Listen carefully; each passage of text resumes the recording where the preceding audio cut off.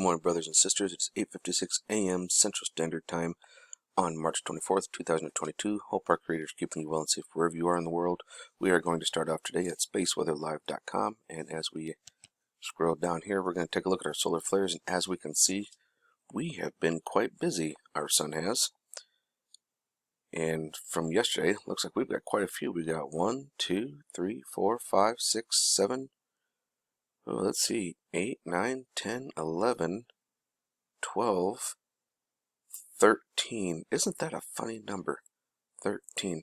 Technically, we had 13 C-class flares yesterday, and looks like starting off today, we got a good 1, 2, technically be a 3 right there, and 4.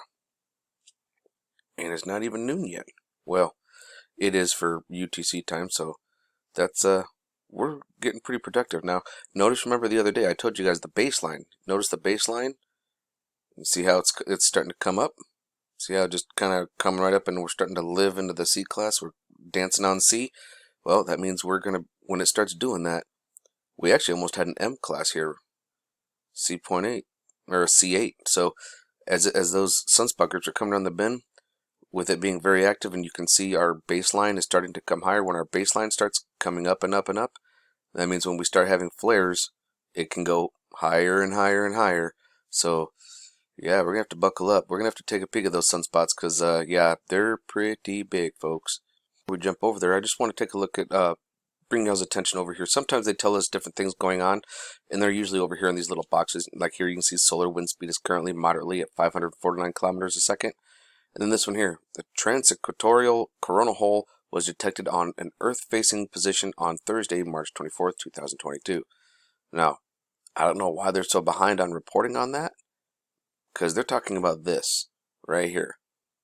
I reported this to you guys yesterday and the day before that we got to watch for this, because I mean we can see it here, here, and here, 3 separate holes, right? But when you look at it, the 211, it kind of looks like one gigantic hole, just because there's so much wind and activity going on. This is why we have high solar winds, and with it doing a good job with it, you know, covering north, middle, and south, we're definitely going to be getting that wind, and it's going to be impacting the Earth. Again, remember, like Mike Tyson punching bag? Yeah, I do remember bringing that to y'all's attention. Then when we come down a little bit, they kind of tell you the exact parameters of it. So really, when you look at it, this is the one that's very prominent, and you can see it in multiple angstroms of light, and that's what's really neat about it. You can not just see it on the 211, you can see it on the 193, but we can also see it on the 304. Let me show you. As we're over here on the SDO, I'm going to show you all something here. This thing will actually, we can see the coronal hole here, we can see it here, we can see it here, you can kind of see it here, but as we come down here, obviously the 211, but look, you can even see it on the 304. And when you start seeing it on the 304, you know that it's a deep, dark coronal hole. We can see it on the 335 too. We can see all 3 of them here. So yeah, when you start seeing the coronal holes showing up like this on the 304, it is a very deep, massive coronal hole. So that's just kind of fun. But let's get up here to the fun stuff, shall we? And we can see a sunspot group here. We can see one over here. We definitely see this guy, but right up here, it's going to start coming into view. Let's take a little sneaky peek at it, shall we? That's just coming around the bend. Look at all that dancing. Look how big that thing is. Now, they've literally just named this one sunspot group of 2975, I believe, but this is 2 sunspot groups. I don't know why they've only given it one name, because you've got one very clear. If you follow the thumb here, you can see it goes from here, and it is clearly separate from this here. In fact, you got a positive and a positive here with negative in the middle. And then there's a gap, and then it goes positive, negative, and then positive on the other side, it looks like. But let's really zoom in and see what this thing looks like. And this is what we're looking at here. This is the size of Earth to scale for this sunspot group. Now this is 2975, but they're trying to like name the whole thing. But as you can see, this is 1, and this is another one. So yeah, this is the bad boy we need to be worried about, especially when you see all these little friends over here. And with it being so close to this group here, they can absolutely be playing back and forth with each other, and woo, yippee-ki-yay. So if we come over and we take a look at it on here, we can see it coming around. You can see the development. So you can see that's one, and that's another. This one here is definitely something we need to keep our eyes open for. Look at how pronounced that is. Oh my gosh. Ooh, that might not be fun at all. As a matter of fact, folks, with this big new sunspot group that's been emerging around the sun's northeastern limb, this is the one that's been responsible for all the C-class crackling that we've been seeing. That's been snap, crackle, popping. Okay, and it could actually pose very serious threats for very strong M flares, and could even start touching into the X flare. I mean, we could get into the lower X's with this. Okay, it's got a very primary dark core. I mean, look at the size of this thing. It is twice the size of the Earth. Okay, so this is actually, with this sunspot group, if you happen to have a regular telescope, like just a backyard telescope that you use for like looking at the moon and stuff, you can actually see the sunspot group with a regular telescope without burning your eyes. And I'll actually show you how to do that for those of you who actually have one who are interested. I'll show you a little trick. So you take your telescope and you get it set up, and you want to cut out a piece of cardboard so you can kind of put it around your telescope like this to kind of block with the shade. Now, the bigger you can get this to be, the better. In fact, if you can get a very large cardboard box and just have this sticking out the side of it, and then have this end kind of shining through the other end, so that way the whole thing is encased, that would actually be perfect. But you still got to be able to move this around to get to look at the sun. And all you do is you just kind of stand there, and you have a large cardboard box or piece of wood, if you will, and paint it white, or really just about any color. And then you shine this up, and then what happens is it actually takes it, and because you have the distance on it, you'll actually be able to see the sunspots on it, and you won't even hurt your eyes. All you got to do is just grab a hold of this with your hand, move it around a little bit until you're pretty close. And all you got to do is look at this here, and you'll actually see where it's at. You'll actually see it over here, or you'll see it here. You'll actually be able to find it.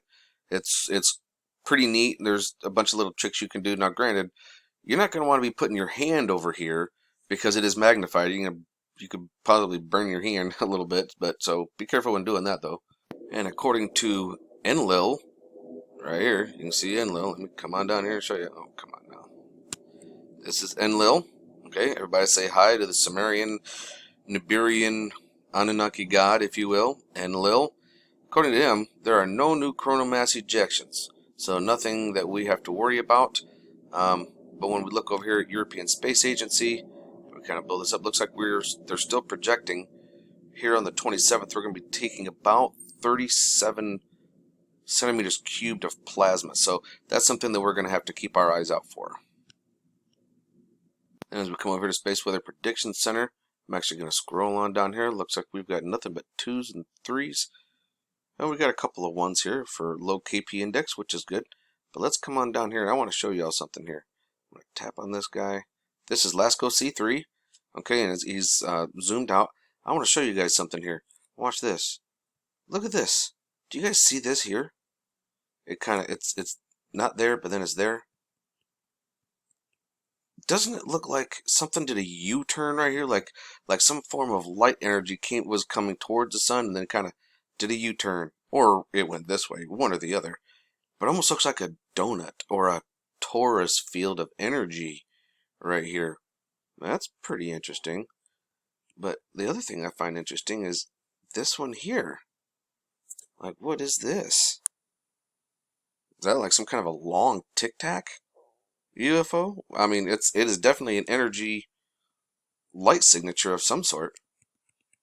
But this one here also kind of has me going, never really seen that. Pretty interesting, isn't it, folks? But there's other interesting stuff too. Our pressure and our density has gone up. So we are here looking at from supplied to us by University of Michigan. Go Wolverines. We're looking at our geospace magnetosphere cut planes pressure. Okay. And as we watch it, we can see that our shields are actually doing all right. It's holding on. It's holding its own. Now, this is not a major event. I know that you guys see the red, and some people go, "Oh my gosh!" Well, you got to understand this is just a model, okay? And the red indicates certain pressure, okay? 1.5 that of normal, okay? If you look at the bow shock is doing very well. I've actually seen this bow shock like from here, just about come straight sideways like this, and just the whole thing, like you see how it's light over here, like the whole dang thing is red. So we're doing just fine. Nothing to worry about here. These are the solar winds from those coronal holes that I had showed you guys from the other day. The impact has finally arrived, so we do need to keep our eyes open for volcanic activity as well as earthquakes, which unfortunately leads to tsunamis if we're not careful. And as I jump over here to seeds, this is from today at 4:12 a.m. UTC time. Look at this, folks. This is very interesting. Look at all these little chatter marks of energy. This is very, and I do mean chatter marks of energy, because look at this. This is really neat, because and some people say, oh, that's just house. Listen, I've seen so many coronal mass ejections and flares, and stuff coming off, and it looks like this. You never see these chatter marks. These are chatter marks of energy. That's an energy signature, some form of maybe a direct energy weapon. Are they shooting the sun? Is this a craft that's zooming by and he's between this occulter and the sun? I don't know. Depth perception with this is kind of difficult, I'll be honest. But either way, that is pretty freaking cool. See if we can see it over here. Yeah, you can even kind of see it over here too. Because I mean, let's be honest. What could give off a higher energy signature than the sun when we're looking at the sun? What? Nothing that I know of. But remember, folks, keep our eyes open. No fear. And remember that love is the only way forward.